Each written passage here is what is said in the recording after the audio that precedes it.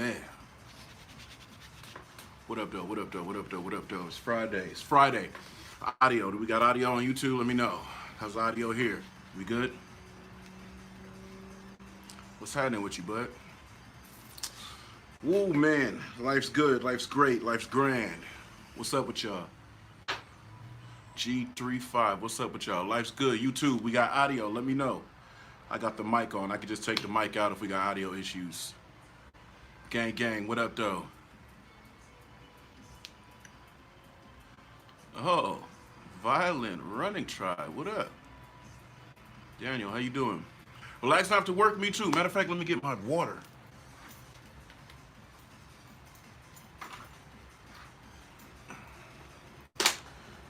Oh, man. It's been a weird week. It's been a good week. How y'all been? I wanted to make, oh, I see somebody. I know why you're here, Joe. That ain't today. My day's been really good. Really good. Busy, productive, and I got done mad early. I hope all y'all vibing out on the highest levels, though. Shh, Joe, hush.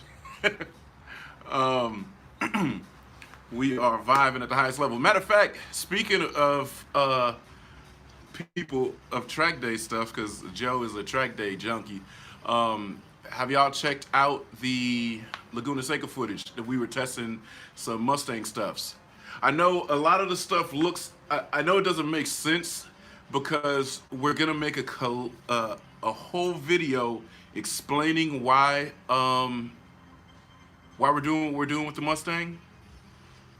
We know the Mustang's good, but we're just trying to test these settings on the Mustang, how it comes from factory.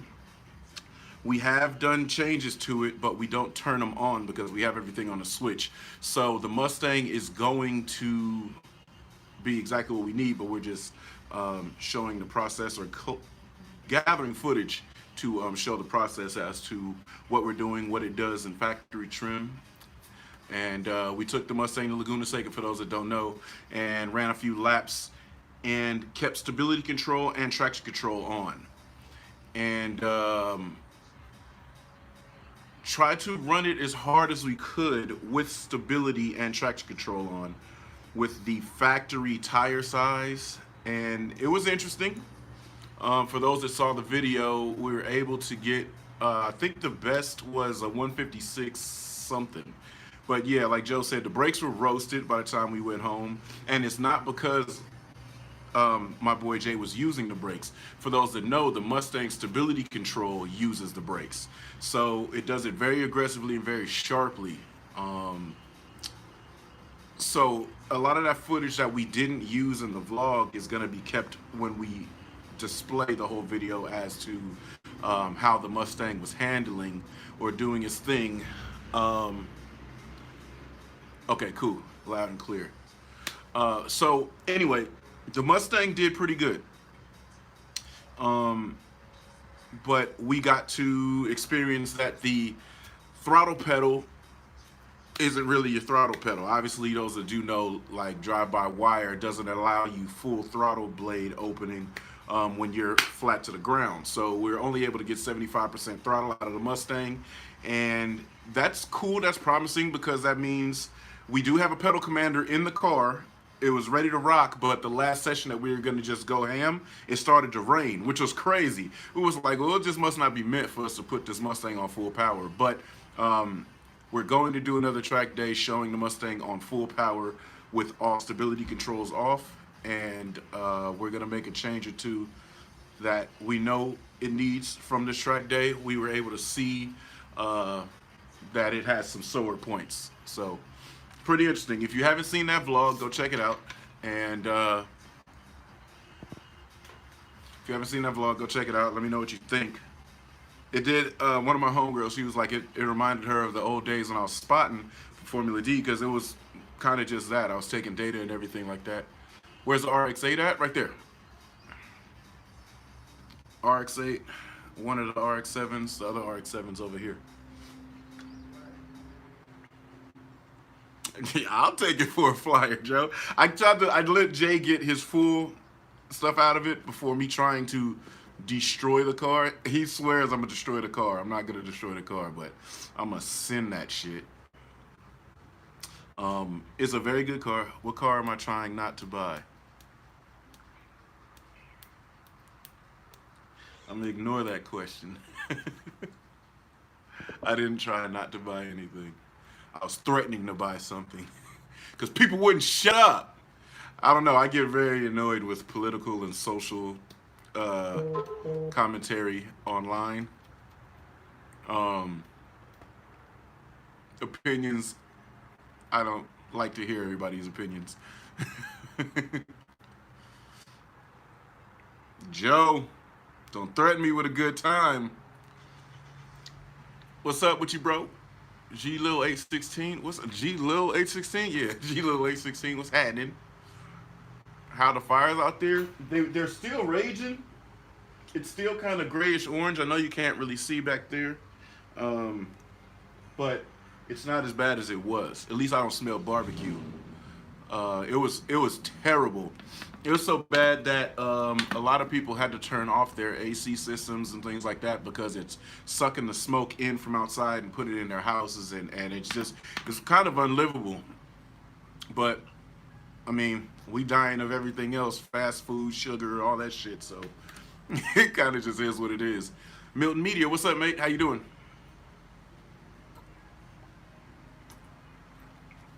And these 7-Eleven sparkling waters is popping. Um, so anyway, like I know, like the track day footage. Does Mike live an hour away from you? No, he lives like 30 minutes away that way. What's the most overrated car that everyone thinks is, but you know is bullshit? um, Anything SRT aside from the Viper. I think SRT needs to focus back to what they were doing with the SRT 4s. They need a very racer friendly car, like a very track day friendly car. Joe, I'm coming to the track, and you know why I'm coming to the track. Again, I say, shut up, but you know why I'm coming to the track. I'll be at the track a lot now. Um, I look forward to it, actually. So anything SRT. SRT is just making straight line cars. None of those cars are great for turns, even though you can turn them. SRT Dodge Darts was tight. Anything that was SRT4. All those SRT4 cars are really meant for you to have fun with. They were an enthusiast car. And now they're just making drag racing cars. And then they killed the Viper, which was the last of the hardcore breed. And I really think it's about time that they bring it back. Now, they don't have to technically bring back a Neon or a Caliber or even a 200C. I think what they should do is take one of the hot rods that they have, like the Challenger, and make it move something around the track. Everybody knows you can make straight lines shit. That's what it is. But got you in the bikes, dude. I like getting people into bikes because bikes are fun. They're nothing but fun. Cautious to be careful with them, but they're nothing but fun. Eclipses back in the 90s, the DSM vibe was wildin'. First time riders, anything you want. Just as long as you know mentally you're the only reason that you're gonna keep yourself safe. Don't rely on nobody else. Um, what were you saying, Joe, about scat packs or something? Whoops. Would I be interested in a 2000 R6 as a build? Not at the moment, but I might be. What color is it? Culture Scat Pack Edition. They are good. You can take them around the track. They're fine. They're amazing. I actually took one through the back roads. They're cool. But could they be better? Yes. Could they come from the factory tuned to corner? Yes. If those things lost about 800 pounds from somewhere, make it turn, like set the suspension for it to turn, I think it'll be a very dominant off the showroom floor uh, just go have some fun car because it's extremely too heavy to be a dominant track car unless they put a lot into it, like the GT500. Like Minute Max GT500 is not a lightweight car. It's 4,300 pounds, but its suspension and everything else is just beating the street. So they could do it. Will they do it? I don't know. Mustang versus Camaro is a solid dogfight, and I am very interested in doing that. I actually have that lined up, but the Camaro that I have is a ZL1 non-1LE, and it is ready to rock, but he took the OE tires off of it and put some other stuff on it, which aren't bad, but the tread blocks are really big, and the car, you could feel it move around just a little bit. So once he's gotten off of those tires and put some good stuff on it, I'm gonna bring the ZL1 and the GT500 to the track, and that should be a damn good time. And obviously I could do it in the back roads, but I get sick of people yelling at me about going hard in the back roads. It's like, I've been doing it for like 20 something years. Even though I haven't posted a lot of it, I've been going very hard in back roads for a long time. SRT4 5G Eclipse is your dream. That's a good combo, actually. I like good combos. I like seeing a car jamming, and then when you pop the hood, it's like, what the hell? I didn't even think about that. That would be the shit. A Carbon R6. I'm interested at least to see it, to see what, what the vibe is with it.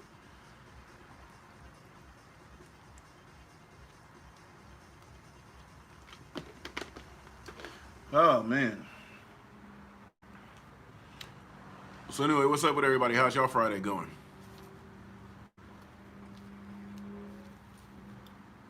And it's finally not hot, so it's it's for sure back to being comfortable Bay Area weather. I've got some work to do on this RX-8.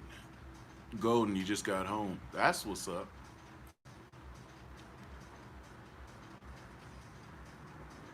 I did notice that, Joe. I have a video set up that I did run that ZL1 with traction control and everything on. Obviously, when I go to the track, I'm just going to turn everything off because I trust my ankle more than I trust everything else. But when the traction control did cut in, I forgot I left it on, and I came through a corner, and I was on the throttle pretty aggressively, and I anticipated it sliding, but it wasn't sliding, and then I noticed, like, I got the pedal down further than I thought it should be, and there was no buildup of power, and I noticed I saw a flash on the dash, so might be you waiting on some roller parts.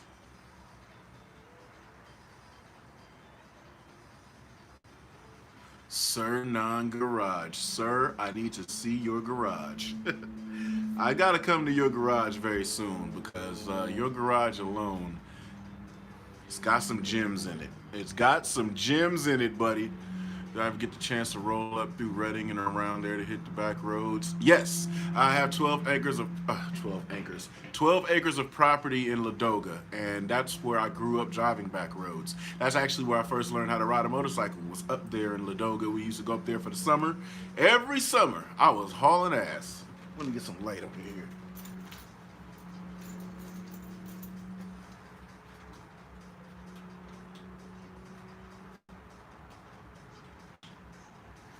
So yeah, I grew up Reading, Ladoga, Stony Fort area, and that was where I got my prowess as to how I got my love for like rally driving, tarmac rally. You're right up by Redwood.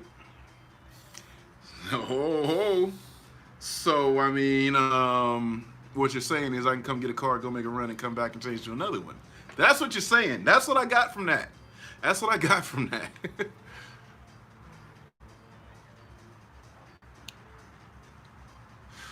OZ, yeah, the 636. Y'all know 636 is just freaking grind my gears. But I didn't want to make the typical 636 versus R6 thing, right? So y'all know I pre-make my content, and I'm part of an R6 group. And just after I already made the video, at random, I had it loaded, waited to post. This dude made a 636 versus R6 video, but it was the newer generation. So I got lucky there, but he was just talking about the standard stuff. What's more powerful? Which bike's faster? And he wasn't doing nothing but riding straight on the road, but it's just the content base was the same. So I scrapped it. And then I made the video the way that you guys saw it. But like I said, I had to remake it like 3-4 times because I started ranting about 636s. 636s have a cult-based following. Same as R6s. If you go to the track, R6 is just the dominant track day bike, all generations. But 636 owners do their bikes a certain way. They treat them bad, and I always get them on the bad side. So, like that 636 right there, they've always got coil pack issues or spark plug issues or something. Finesse, what's happening? What's a good bike for someone that's 5'6"?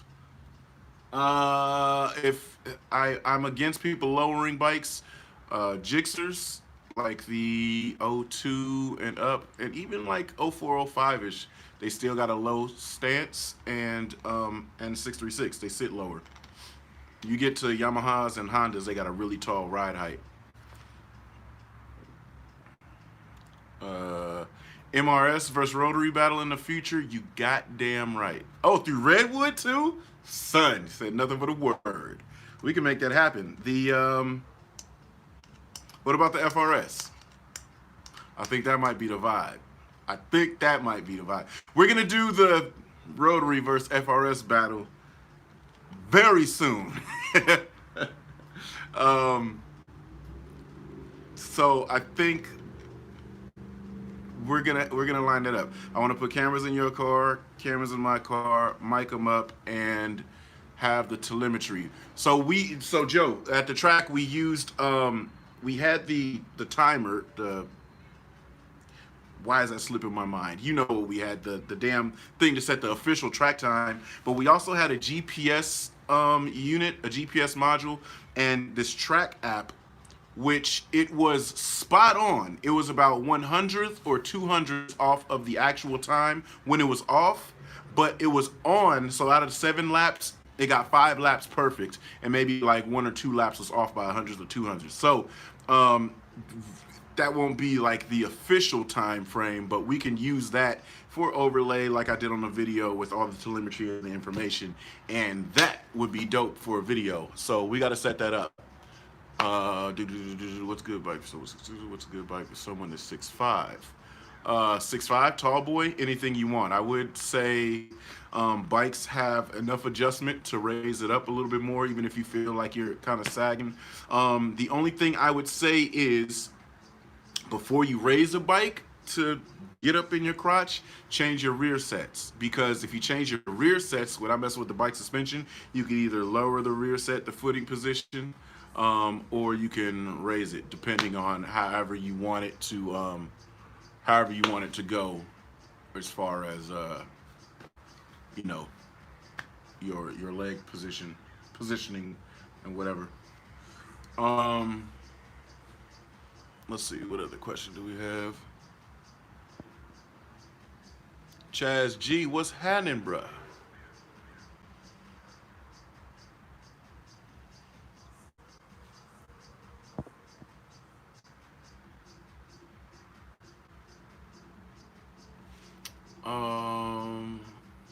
Let's see, I think that was.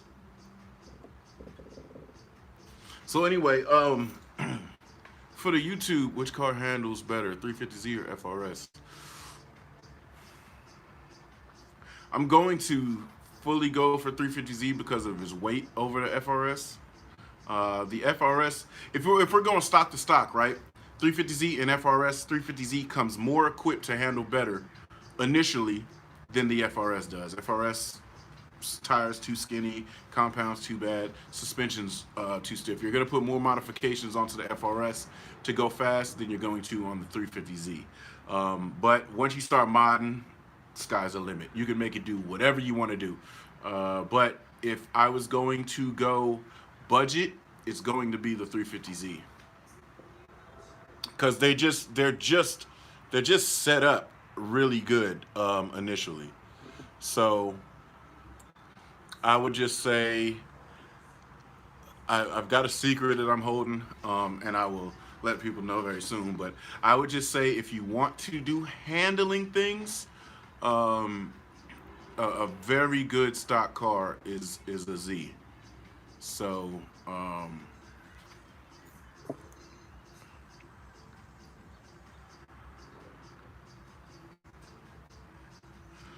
yeah, very good handling car is going to be a Z. And then there's going to be a point with the FRS that it's going to handle really good, but you're going to be having your foot through the floor and the car just won't be going fast enough. So um, you're a Honda guy. Yo, S2000s with K series motors is kind of the vibe. Um, I'm really like there were a lot of Type R's at the track day, right? So Civic Type R's, and they were jamming. But it's just the simple fact that they're front wheel drive. Hey, what's up, Kapil? It's just the fact that they're front wheel drive, and I know front wheel drives handle really good, but I just don't utilize their platforms.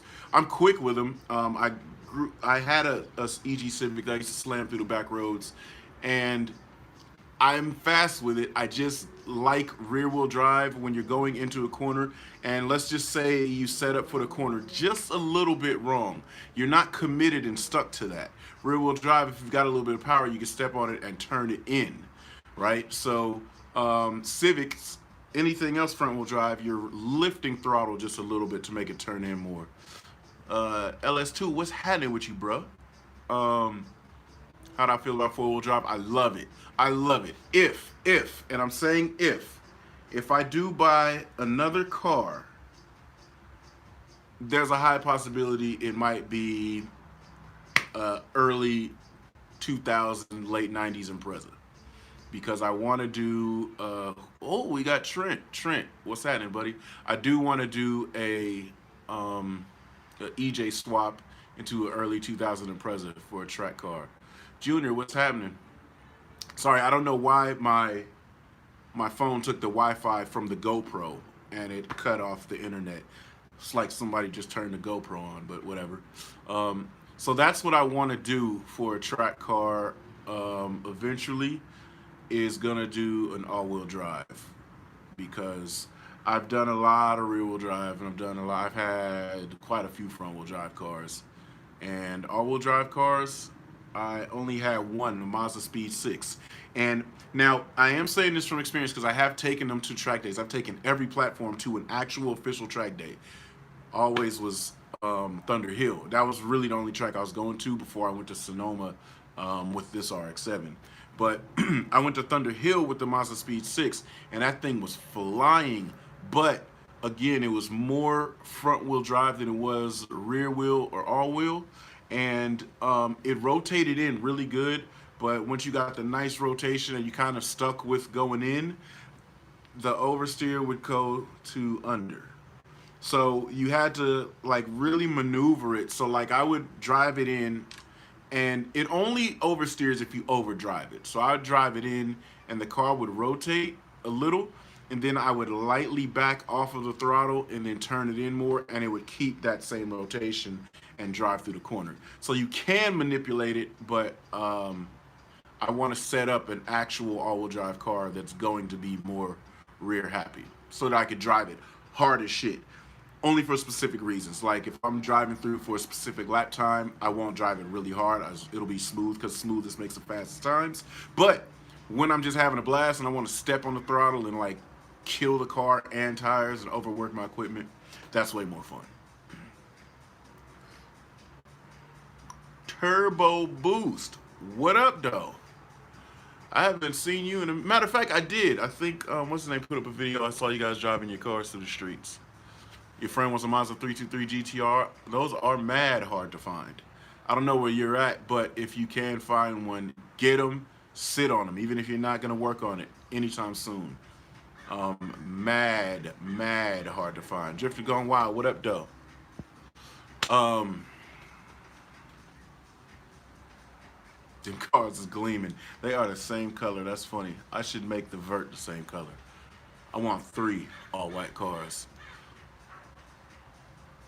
Oh, parking is tight. That's so I'm running out of space.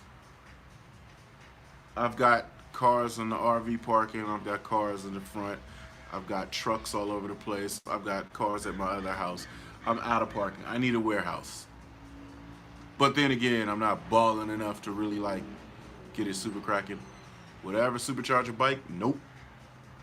Yeah, I buy H2 if I want a supercharged bike, but I wouldn't do it. Motorcycles are fast enough. I like seriously modifying a bike with a big power adder like that. I'm not into because where would I find the use for that power? Because I carve corners, right? And then when I do wheelies, when you clutch it up, you're doing more than enough to your chain and your sprockets. So if I'm clutching up a force inducted bike, I am destroying that shit. So my type of fun, is wheelies and back roads. That straight line, that doesn't appeal to me. So I don't really do power adders. And plus, like my boy OGE's bike, just a flash and exhaust is 234 on the floor. So that's more than enough power. There don't even need to be a motorcycle with that much horsepower. It's like goddamn fat. That's a scary damn bike. Put him in Mike's new shop. I don't. No, I need my own space. I need like I have technically with all the cars that I do have, 7 cars and 4 motorcycles. Technically 5 with the one in the back. So I mean, I would need my own space. Oh, thank you there, Peaky Toes White. I try to be like I try not to be too informative because I don't be trying to act like I'm that damn smart, but like I try to give a little bit of info. The new 400Z I think is amazing. We waited long enough for a new Z platform, and they better not mess it up. I don't even care if it doesn't come manual. Like I don't care about none of that. I just want the platform to be good, and I don't want it to be ugly. Ugly is a humongous turnoff.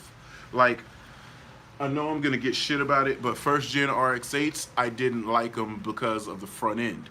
I liked the car, everything about the car from all angles except for the front end. They had that like they ate Sour Patch faces. Then that's why I bought this one, because the second they changed that front end, I said that car is gorgeous. So the Z better look good, because if it don't, I mean, who cares? I'm not their target market. I mean, I am their target market, but I'm not a Nissan consumer. So I wouldn't be buying it, but I damn sure would wince at it. Um,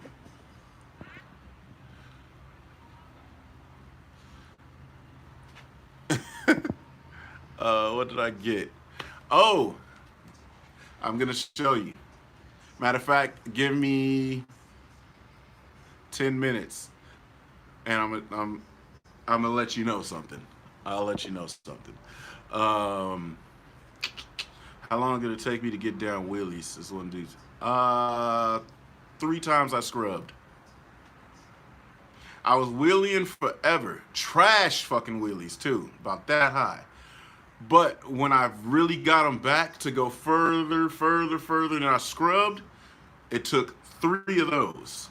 One was really bad. Boom, bike flipped down the road. I spoke about it on one of the experience gained episodes. So that fully destroyed the bike. But about the point that I got to when I was doing them slow enough that it didn't total the bike when I crashed it, it took 2 more of those. And then once I got it to the point where like, oh, okay, I scrubbed because I did this, or I was able to target what exactly happened. That was when I had it on lock. But now it's funny because I don't really wheelie that much anymore. I know I'm always popping something up, but those are just pop-a wheelie. We call those pop-a wheelies. Seriously, those are just like brrr, riding them, and I'm barely at balance point. I might need to start. I might do a video. You know what? I'm gonna do a video. I'm not speaking, just wheelies for hella long.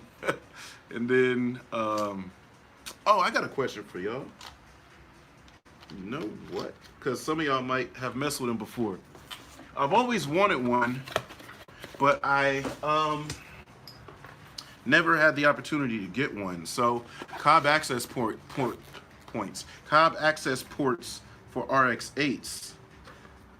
Finally got one. So I'm gonna be messing with the RX8 a little bit.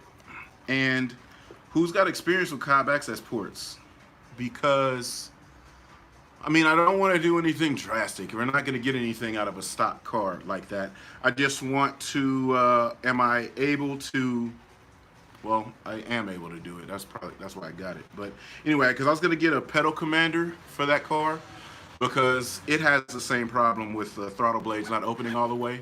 And this might be the solution. So those of you that may have seen a cool video that has given all the information about Cobb access ports and shit, link me to it. Or if you've got experience messing with Cobb access ports, let me know something. The new Z sneak peek revealed. It looks like the modern 240Z. I saw that, but I don't know if that's the final design. Is that said to be the final design? If it's the final design, it's alright. I dig it. But it could definitely be cooler. For sure, it could be cooler.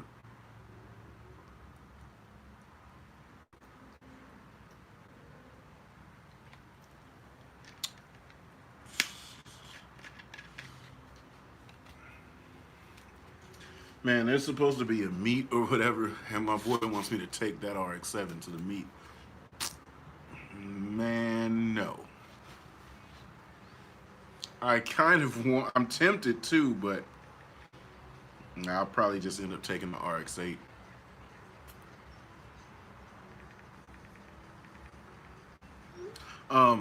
So anyway, I've got something for the back road. Why won't they remake the S15? Cause I mean, I've been looking for a 240 for a while, right?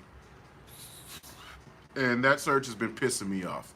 I've been finding, I mean, I could tell you the worst condition 240s, and they are still trying to sell them for $5,000 or better. I just don't understand the market. And maybe if they released a new 240, people would stop trying to act like these old ones are worth their weight in gold.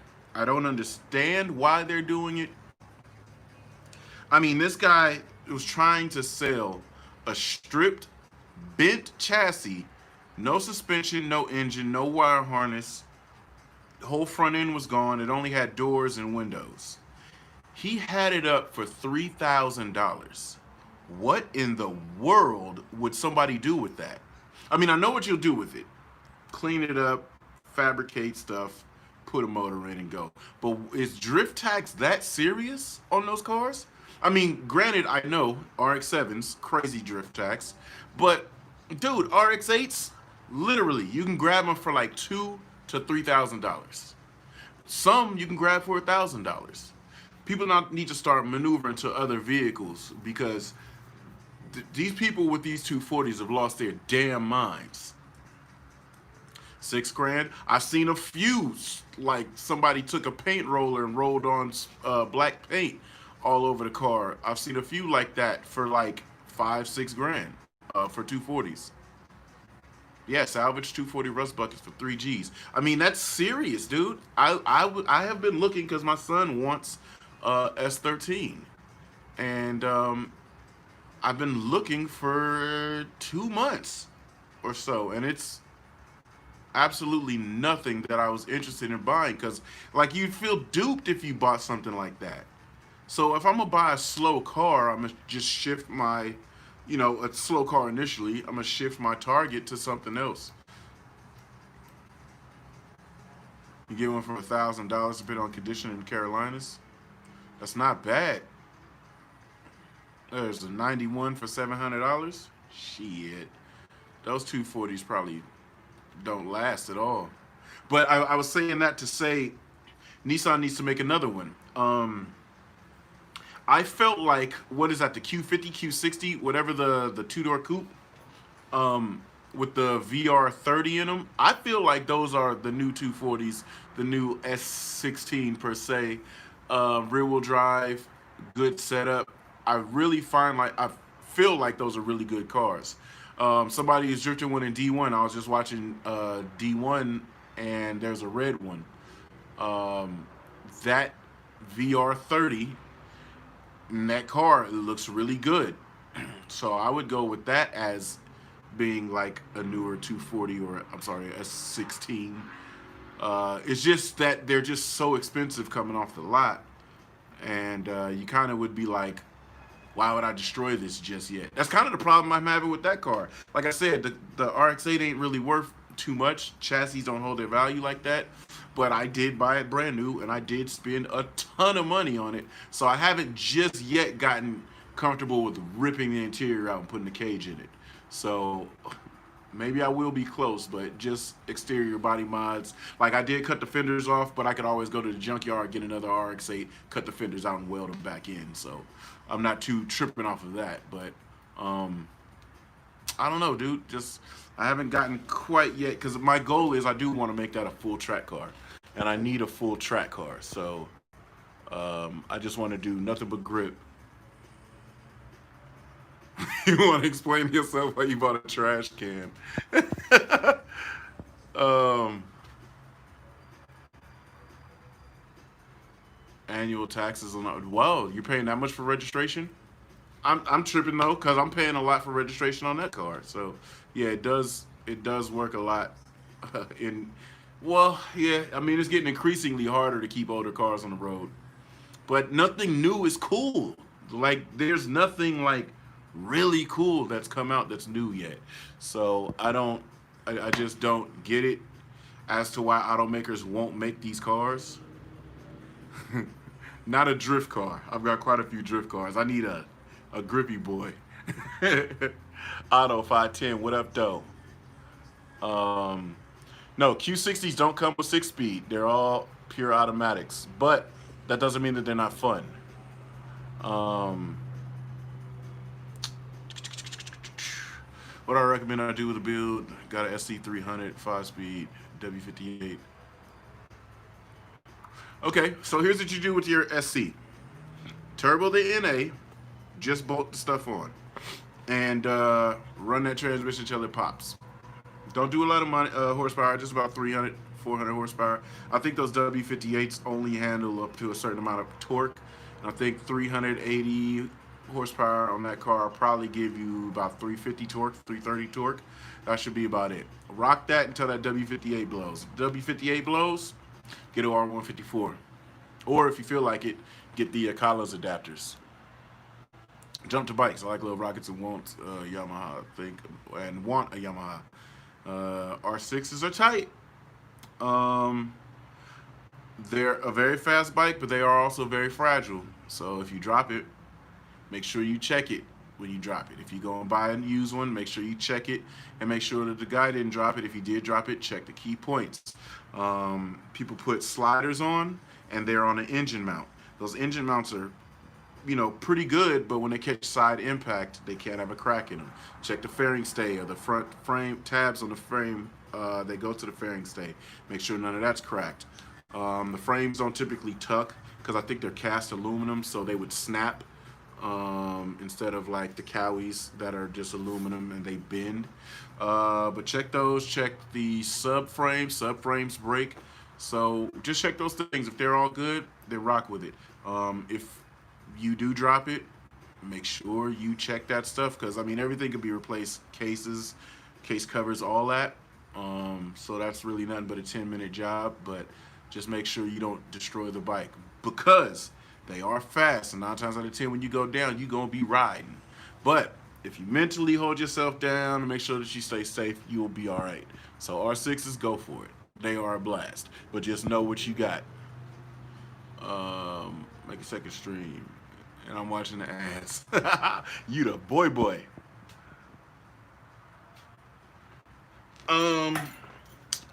Let's see, let's see, let's see, let's see.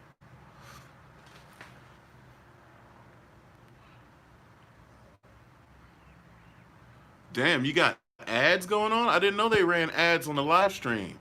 My guy. Yeah, new cars are 50 grand. I don't know why you can say, "Oh, come on in, we got this car for 30,000." Somehow you walking out the door 50. It just always happens like that. That's what I'm telling you. I spent a little bit too much for that cuz it was 41 was the target price for the R3 when it first came out. I walked out the dodo with a whole lot spent. So that's why I can't really bring myself to chop it yet.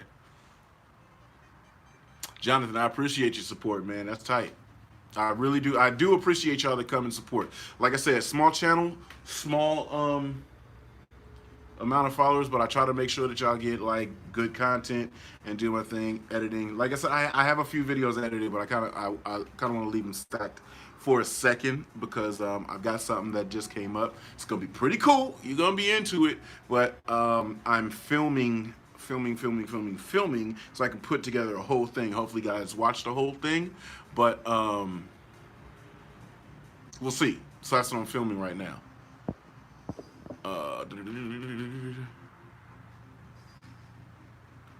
Hang with Mike to get more subs. I'm down to hang with Mike, but not for the subs though, because I want people to find me organically. Like people that do find me organically that come from his channel to me, I like that. That's really cool because you guys are coming for my content because I may have provided some kind of entertainment on his channel that you guys were into and came to it. But the thing about YouTube, right? So if you do that Leo shout me out type thing, when you get their followers to you, but they want Mike's content on my channel. You see what I'm saying? So I kind of, it's not like I don't want that. I do like that, but I could have, it's a game of percentages, right? 1, 2, 3% of your followers is gonna view your stuff. So that's why you have like people that have outrageous channels, 20 million followers, but they only get 4 million views. You know what I'm saying? You got 20 million followers, but only 4 million views. Like my channel has 6,000 or so. And then, you know, sometimes we get 1,000 views, which is exceptional for the percentage, but then most of the time it's between 500 to 700, sometimes 200 on a slow week, you know? So I like it. I like the collaboration with Mike because it's like family. So we like really hang and really have a good time. Half the time we don't really film stuff. Like I was hanging with him when he did his raffle. I could have vlogged that. We were hanging out at Janky Shop and things like that, but you know, you just chill with the little bro. And if we do collab for some more content, that's cool. Yo, see, I appreciate you because you came from Mike's channel to see what I was doing, and then you stayed and enjoyed it. Right, no, and I appreciate you guys finding me through Mike, and that's what I'm saying. If you came from his channel here, that's tight what I like because you came from the channel to support, and like we like the support. Like I said, it's an ecosystem. Me, him, Aaron, Manip Mac. Manip Mac is back on IG and YouTube. Like I like for everybody to be involved, and I like for you guys to bounce to all the channels. And when you bounce around to all the channels, you're supporting all of us. You're seeing us all have fun, and you see us have fun collectively and apart. And I like for you guys to be invested in each and every one of us. So, whoops. I had to pause that one time. So, it's tight. I like for you guys to find the channel that way, and we will for sure be doing the collabs, but I'm not trying to do it just for like not like it's clout chasing or nothing. I'm just not doing it for the content because when I hang with my boys, I like to enjoy the time hanging with my boys. You know what I'm saying? As crazy as the fucking world is, just hanging with your partners with like real connections without having a camera in each other's face, I think that's the best time.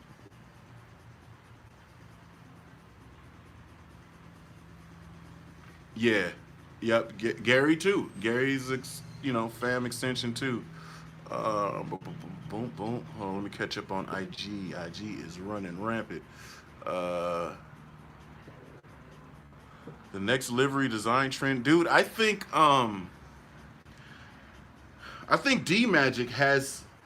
He's gonna have like a really big insurgence, especially after the Adam LZ um, collabo.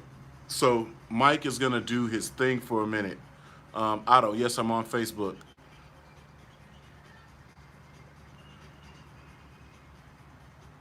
IS300s are shit. Damn, y'all been going ham on IG.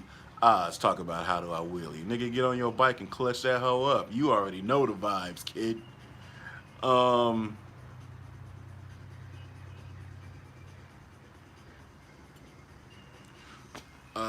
Advice for somebody that's never rode and wants to get a bike. Just get on it. Only thing you have to really concern yourself with initially the first couple times is this: releasing the clutch. Do not do this. Do this. Do that a couple times back and forth in a parking lot, and then just take it to the streets. Just be careful. Don't crack that throttle wide open, and that's really about it. Honestly, biking is so much simpler than people make it out to be. That's why I say it's so fun. It's pure leisure. So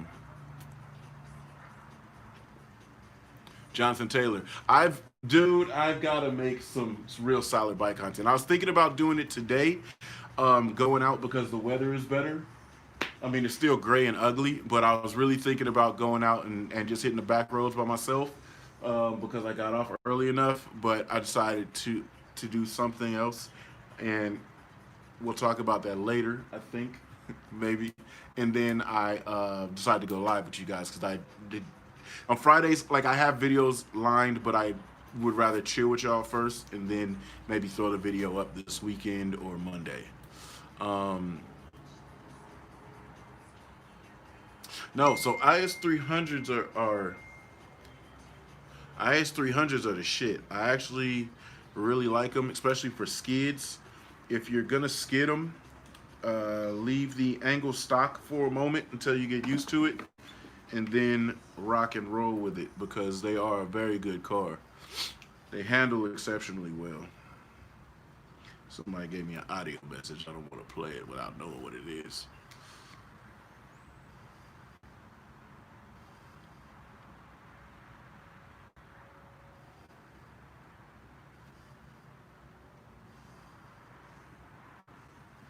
Um, Mike's grandmother is doing a little bit better, but I would Mike would be the one to go to with that. I know, I know that she's doing a little bit better, but until loved ones are at home, given the climate of how everything is, being in a hospital isn't the best environment because they can't have a lot of visitors, and you never know what the caretakers are coming in contact with, and they're coming in contact with your loved ones. So until she's home, um, concern and my prayers are out there. But Mike will be able to fill you in more on that. You've owned a Gixxer or a K6 CBR for over a year now. Good, and that you're staying safe. I really, really appreciate that you're staying safe. 350Zs don't need angle kit to drift, but you can put them on if you want to get like massively aggressive. But IS300, 350Zs, those cars don't need angle kits to slide. Same as 240s. Um,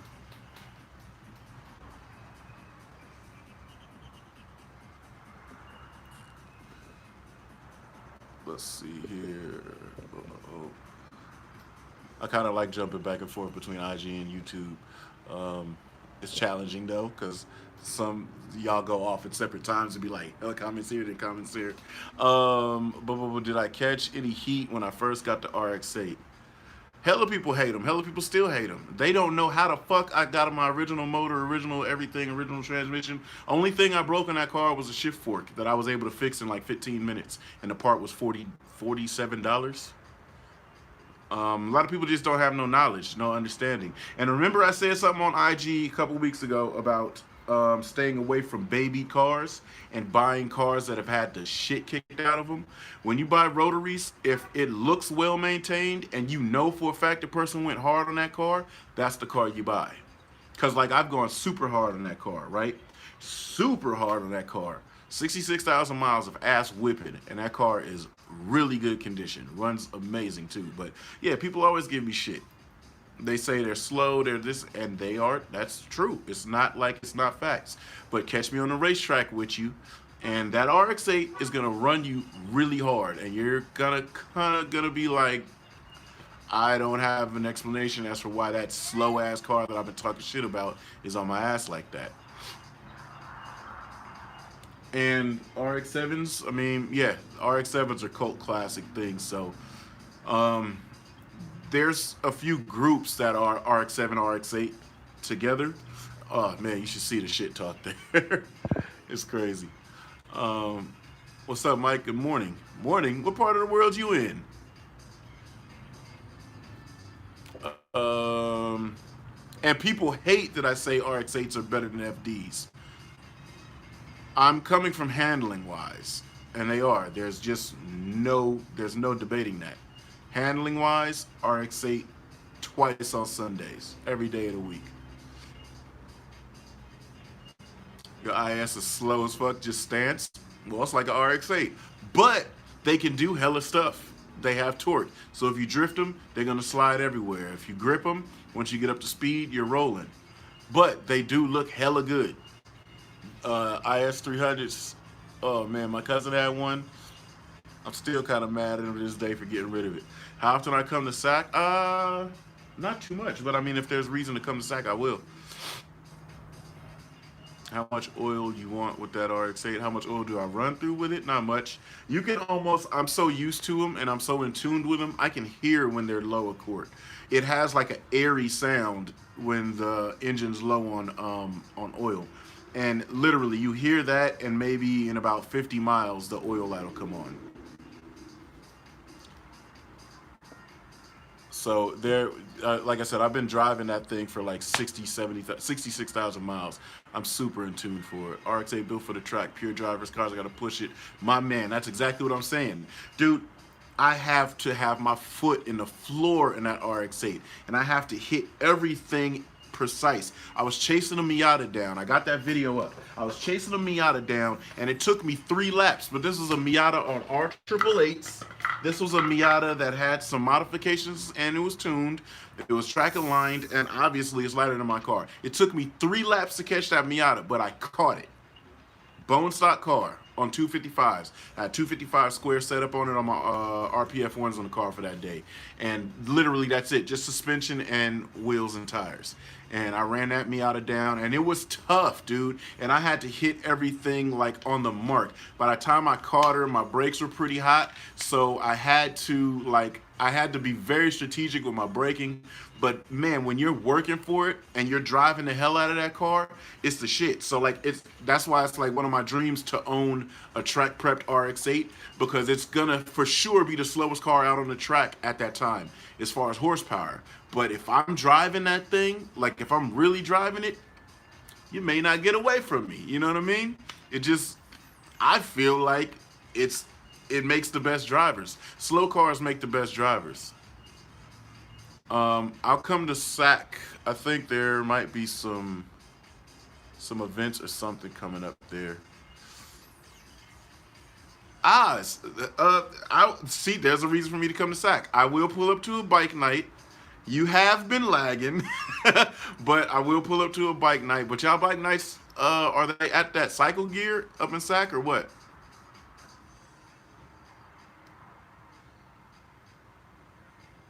Say, huh, JoJo? What you say? Did I buy a new car? I don't know what you're talking about.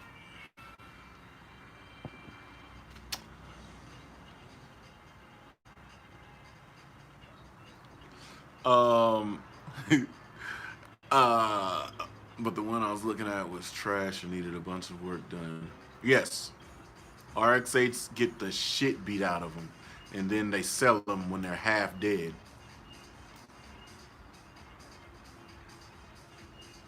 Oh, those transmissions. JTP had me pick them up. He got back into RX-7s finally, and he has a street car T2'd, and that man drives hard as shit. So he was in fear of breaking his current transmission, and he found two transmissions and just wanted me to grab them. So I have them. So now he can start driving his RX-7 as hard as he wants to because he has spares. He asked me if I wanted one, but like I have the Vert over there, and I think I'm gonna do. I was thinking about putting the 6-speed from the Series 1 RX-8 in the Vert, but I think I'm just gonna get the Collins adapter and do a 350Z trans on that, so that'll leave me with a spare transmission for this RX-7. Thursday, Hal and Arden. Okay. Jojo, thank you, dude. The builds are tight. I know I've been bouncing all around on every single car I have, and I haven't stayed consistent to finish one all the way through, but I will very soon. Ragtop 707. Elijah, what's up, my boy? How you doing? How's the little one? Oh, gosh. But for me, like I said, it's all about the experiences with me. So my builds I should focus and complete one, but I like doing stuff and then going and ripping. So when the wrap coming for the RX-7, that is the wrap for it. I got something else I'm gonna wrap though. Matter of fact, how good y'all audio? Can y'all hear that? Y'all got audio? All right, I'm gonna share something with you. Yeah, that GT500 is a beast. He just hit me up because he saw Mike's video of him at the drag strip, and he now wants to take the GT500 to the drag strip and see what that does. And I told him I'm gonna show him 1 or 2 launches with launch control. I'm pretty sure we can get that car low ass 11s. If we got everything rocking, maybe a high 10.9. I think the fastest drivers have been getting them to 10.9s. But he say no, don't. Oh, we're gonna be out there, Elijah. We are gonna be out there. All right, that's me. All right. Would I ever do drag racing? Yes, I've done a lot of drag racing. That's why I was laughing at the experience that Mike was having, because he couldn't get the car out of the fucking gates properly, right? So Mike's thing is he's always been on sticky tires. So on the street, he's just been dumping the clutch and sending it. He hasn't gotten it to the point where he's, smoothly rolling out the gates. So leaving the lights trips your 60-foot, right, or your reaction time. Leaving the lights trips your reaction time. But he's so then his reaction time's good, but his 60-foot is trash, which that goes down the track with you. So whatever you add at the front side, you pick up on the back side. So yeah, I've got a lot of experience drag racing, but I just haven't. But I will take this RX-7 down the drag strip. Before I had the power that I had, the car was clear in the 12s. Maybe with the power it has now, I can do 11s, but we'll see. You said Mike blames the clutch. I didn't watch the full video. I just know that he put the video up. I saw a couple of clips from IG, and then I tried to watch his video, but I was busy doing something at work, so it just played, and I didn't get a chance to fully watch it and see what happened. But did his clutch fail? Did it start slipping, or what? Or it just was grabbing hella hard?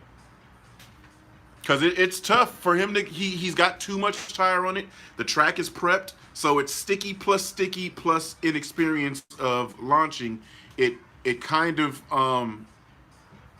Well, I know he didn't do a burnout long enough. And it's not like they tell you you can't sit in the water and burn them out. Everybody knows it's drag races. You do a burnout. The second you see smoke, you stop and pull through because your tires are warm now. He wasn't doing burnouts. I know that for a fact. So, Mike will be the first to tens. All Mike got to do is bring that SC out. That motherfucker's doing tens. That car ain't getting no more power. And I can turn up the boost, but then I'll be smashing transmissions, and I'll have to take one of those from JTP.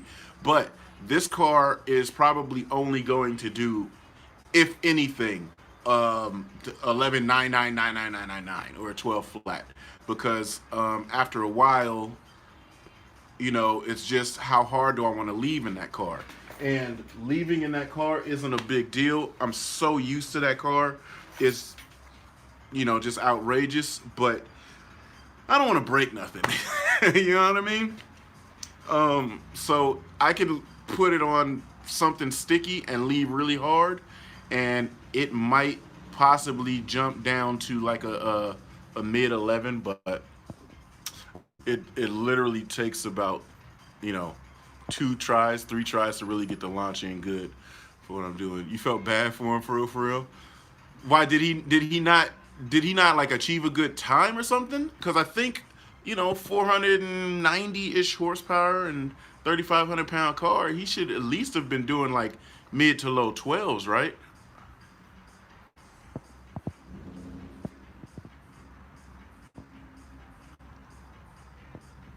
Oh, and then also those wheels. Yeah, yeah, he had those big ass wheels, which was probably like 30 pounds on each corner. And then those tires, they're 315s. They're humongous, or they're 305s, and they're heavy as hell themselves. So he just has so much weight on each corner. Leaving is going to be pretty tough. So it's all of those things that come into play, and I obviously come from street racing. So we didn't do like cats do now, where they lay VHT, light it on fire, and the track is ready to rock. We had no prep. We were out there on cold streets in the middle of the night. So we had to learn how to launch really quickly, because we wanted to get as many races out the way before the cops came, and then all of that shit. And then when we take it to the track is hooked up, linked up, and we're flying down the street. So launching is a heavy thing. He got mid to high 12s. Okay. So that's what I think that car should have done, is about mid to high 12s. If he really hooked it up really good, I'm sure 12.2, 12.1, and maybe on a very spirited run, because Sonoma runs downhill and uphill. If he gets his front side good, because it's slightly downhill, that backside is going to be in the game. Yeah, and Mike doesn't have that much practice doing drag launches. So, like I said, every race that he does in the street is from a roll, or he launches that shit off a wheel spin and lets the traction of the tire take him. He doesn't have it crafted to a perfected launch. So, he hit a 12.3? Okay, so that's what I'm saying. I think that's where the car should be good at, and if he really gets that 60-foot, yeah, he did good for a first timer. Because, dude, the first time comes with all kinds of trial and error. Like I said, he's got heavy wheels and tires. He's got hella grip on a prep track. So when he launched, it probably felt like he bogged. And you said he got gapped by Busta Miata. I know that was like a fucking eye opener. What the fuck is going on?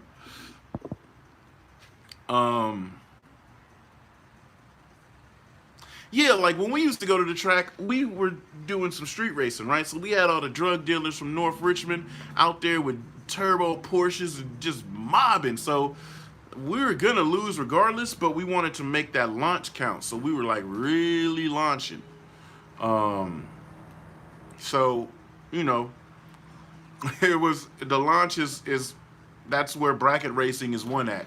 And that's all that Sonoma does, is bracket racing. You do a dial in. So if you say, oh, I'm going to do a 12.2, right? That dial in goes on your window, and you have to do that 12.2 all night, as close you can to the 12.2. So, who got a turbo Porsche now? So as long as you get around that 12.2, you could win the bracket drags. That's why I used to hate going out there, because guys would be out there in automatic rental cars and work trucks, and they just put 17.8 on the window and do 18 flat all night. 18 flat. Fools will be there with ladders and conduit on top of their truck, going down the drag strip and win bracket drags. So that kind of was like, man, we to the street because you'd only get 4 races out of the night because there was so many people there. He had some good launches, but some he jumped the yellow and hesitated. Yeah, because the second you let off, the car grabs grip, and then you get back on it, and the track is so sticky, your engine doesn't rev back up as quickly as it would if it had a little bit of wheel spin. He'll get it, though. He'll definitely get it. Oh, he ran against a boy. Yeah, some people be out there with like real dialed in stuff, and if they turn like 10-8s, they turn 10-8s all day. All they do is just set up trans brake, let go of it, keep it floored, and their MSD does the rest. Oh, he owns the Bodie Porsche. Nice. What's up, Elvin? You got your car back together? That R8 back together?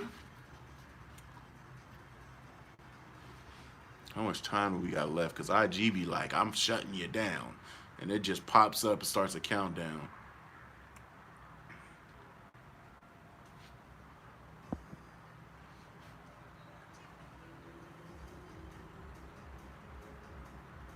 Oh, I was about to say, what you mean that night just got sold? You sold the R8? Nah, the R8's still there waiting for clutch. All right.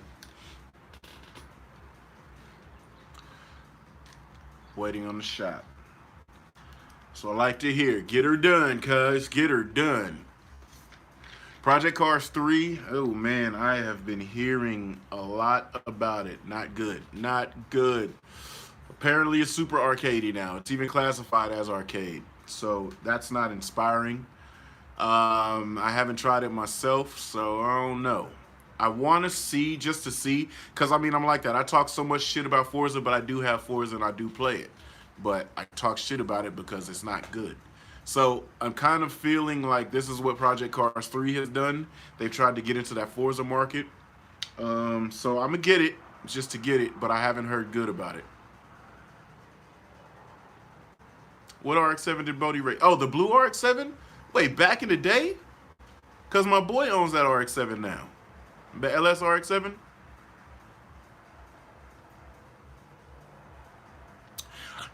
So clutch up wheelies, I could do it, but it's still relative to your experience. Like I could make a video and it'll be entertaining about how to clutch up the wheelies, but I really want it to be relatable. I'd want it to be something that you could understand. So I'd probably have to put like 4 cameras on the front of the bike. One for the tach, one on the clutch, one on the throttle, and then maybe one on the bottom so you can see the suspension compression. Because when you do all of those 3 things, it goes right in coordination with doing the wheelie. So it's a lot that goes into it. It technically seems like a lot, but it's not a lot. But you just have to pay attention. So maybe I'll try that. It'll be challenging to make, but I can make it happen. Because it would have to be like a split screen 3 ways. One showing the tach, one showing clutch, and one showing throttle all in one screen. So it'll be tough. I'm into it. You just gave me an idea for a challenging video. So I'll try it. But again, it's just gonna be like my opinion how you do it, because there's always some dickhead. Oh no, that's not how you do wheelies. You just get R1 and crack the throttle. Yeah, on your damn neck, because they happen like that. But clutch up videos, and my boy Oz, if he's still in here, clutch ups are so consistent. You could every time, and every time you do it, it's going to do the same thing every single time. And if you get repetitive, that's when you could be looking this way and clutch it up straight to right where you want it to be. But it's tough to relay that over on a video, because people will take it a different way. They'll see the RPM come up different every time. Like, so if I'm going a certain speed, like if I'm on the freeway, I know it's going to take a whole lot, right? And doing it on 600s, that RPM, the tach's going to go from cruising to, you know what I mean? And people are going to be looking too much at the RPM that it climbed to and then came back. And they're going to think, oh, well, you just rev it to 12 grand and the bike comes up. Nah, we did hella shit at one time. I revved it to 12 grand. I slightly bounced it. and I slightly rocked back at the same time. So I'd have to show that on all the cameras, and I don't think anybody's done a video like that yet. So that would be, because that's what I'm saying. That's why I haven't done one, because I could just explain it, and it won't translate like that. But I'll try to make it work. You gave me a good challenge. I'll try to make that work.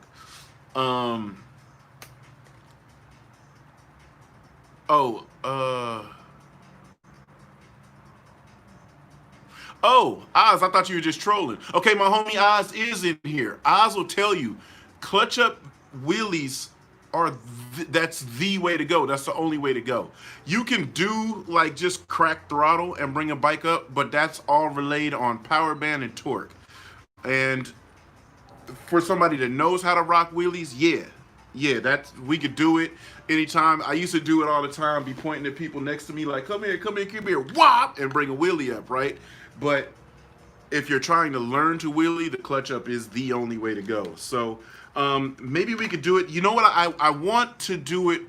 Matter of fact, I want to do it with Oz, because Oz be yanking, and he, since he's here, since everybody always asks about starter bikes, he was 16, probably 15 on an R1. That was his first bike, was an R1.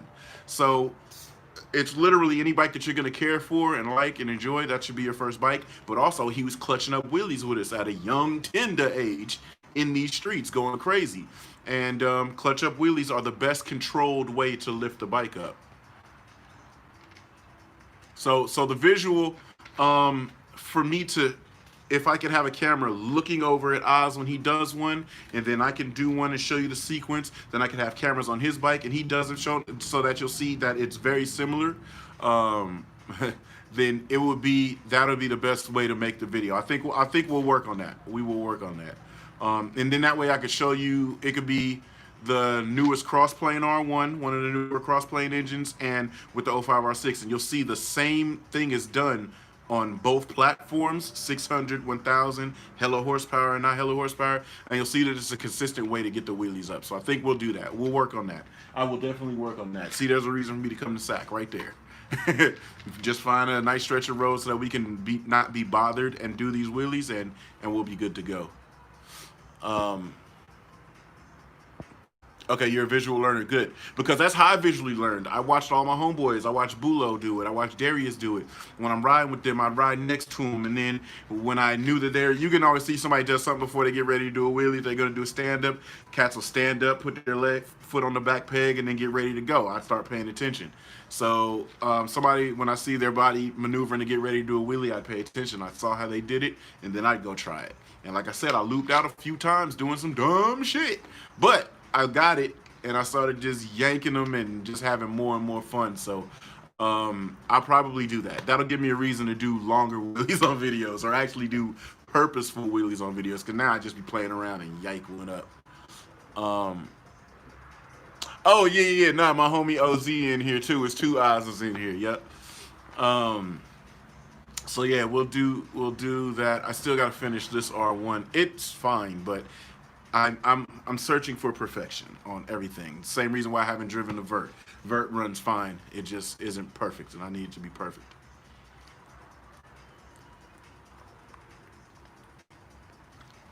I'm about 4 weeks off of having actual energy drinks and these sparkling waters. It's the only thing keeping me going.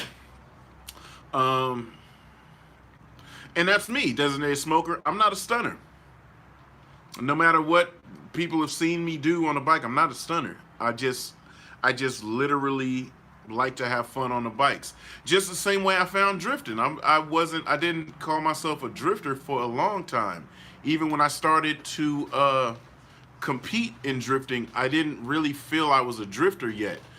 I just wanted to have a blast in the cars that I was in, and there's nothing more fun than getting sideways and holding it for a long time, and then changing directions and holding it and just going back and forth until you've had enough. Oh, shitty bang bang, what's cracking? Yeah, I just ride hard as hell, so I'm all about corners and wheelies and having a blast, doing freeway pulls, anything on a bike that just makes you either clench your teeth. Oh shit, because I feel like there's been plenty of times I should have broke the fucking crowns of my damn teeth because I was clenching crazy. Oh, so I gotta try to do everything Saturday. So mountain things and bike things this weekend.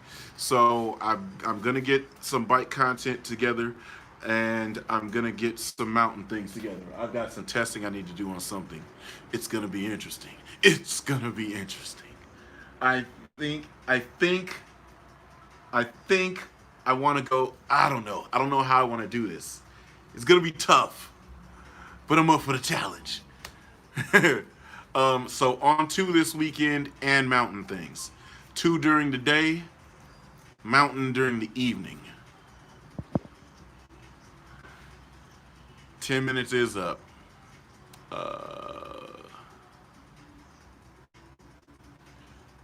Would I consider doing a novice rider pro tips short clips?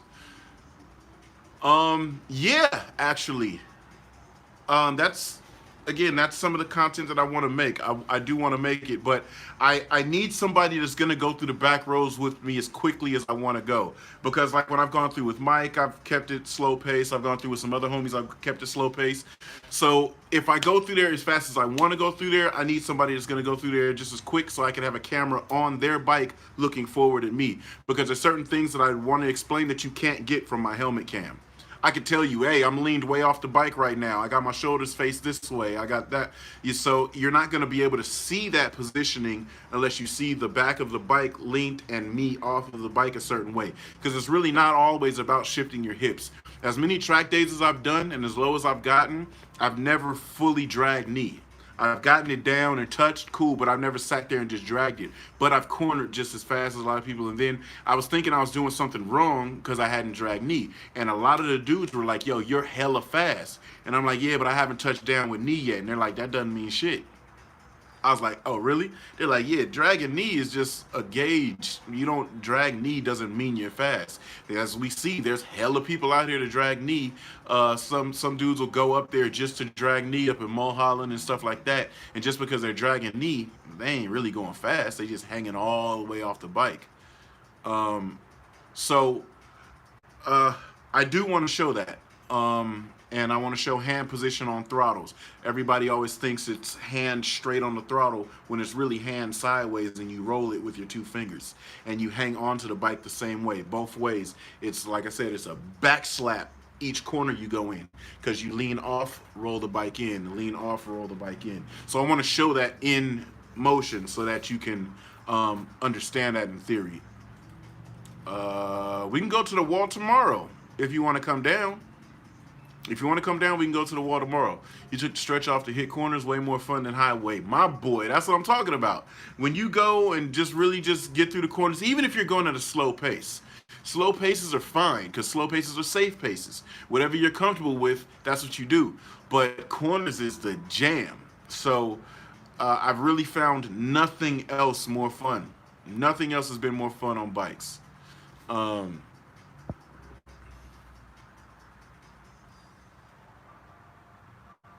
Okay, cool. And I want you guys to be safe. So I want people to go in the back roads, have fun, and be fast. But I want you to kind of be able to work on certain things, because there's stuff that you could do in an open parking lot, wide open ass parking lot, that you can do to practice as you're focusing on where you're turning, where you're going, and things like that. So I may do that. I may choose one day to go set up in the parking lot and go do that, and then go up in the hill and put those same things to use. So I think that's a good idea. I'm gonna do that. I'm gonna do that for you. What's up, Demon Dog? At work, just speaking for a second. We in. Um, all right, let me know, us. Literally, I will choose one and pop up. Smells like he gonna be the R6. I ain't even gonna cap because that bike is too fun to ride. So, yeah, we'll go up there, and I've got a ton of cameras, so we could just do whatever the hell we want to do. Get through there real quick, have some fun, have a blast, and we don't even have to stay up there too long. Yeah, start off slow, and because you won't even realize that your pace is increasing. You'll just be cruising, and then you'll be like, "Oh shit, I'm riding," and you didn't even know that you started to progress faster and faster and faster. So that's what the blast is of when you start to get better. Because when you start to notice that you're getting better, that's when you gotta kind of like check yourself. All right, I'm getting good. I'm getting good. Let me relax. I ain't the shit. Don't be popping your collar too hard. Just keep enjoying the experience. And the same way you got faster, you're gonna continue to get faster. That's how I did it. And by the time I got to the racetrack, I was more than quick enough, and people were like, "Yo, you're fast. Do you do this?" I'm like, "Nah, I don't even know where to start." They like, "You're starting because you're already at the track, so keep coming back." And I didn't, because my wife was pregnant. The track that I went up there, we had my kid right after that, so I just was like, I'm playing in the street. Yo, what's happening?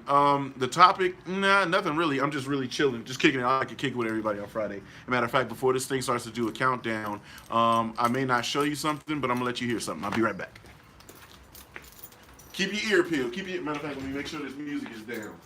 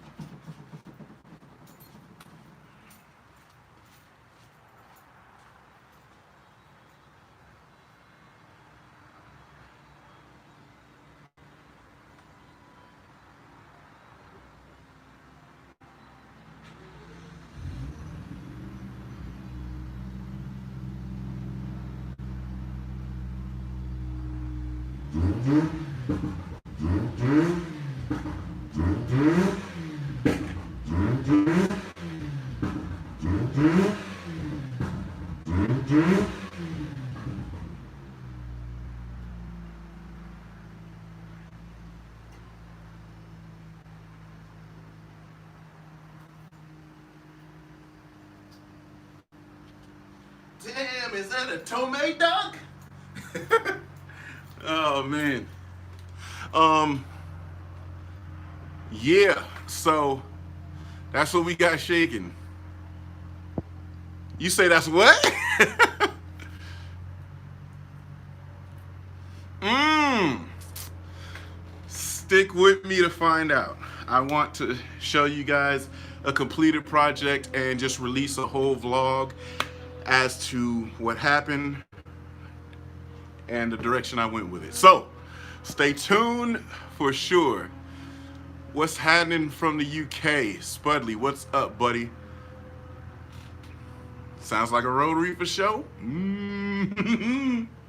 Ooh wee. Ooh wee. So I think the IG cut off. That was a perfect timing. But for y'all, y'all got it. Y'all hung in there with me. I hella appreciate y'all. Um, I'm gonna show you guys something really cool. I'm gonna take you guys on a journey with me because I know I wasn't able to take a lot of people on the drifting journey because by the time you guys, time we had IG and everything, I was able to drift hella good, right? So I am. That's the cool thing about what I'm about to show y'all is because I'm already good at that. But this shit'll never get old, especially not the way I'm gonna edit them. So. You guys are dope. I appreciate y'all for hanging with me, man. Thank you for joining me for the weekend. Those that stayed to the end that are watching this live stream later after it was live, you guys are hella tight for sitting here the whole time. And for y'all that hung out with me through the live stream the whole time, you guys are tight and y'all know I hella appreciate y'all. So thank you. I appreciate you, man. And I'm about to go play with something. I'm going to be out.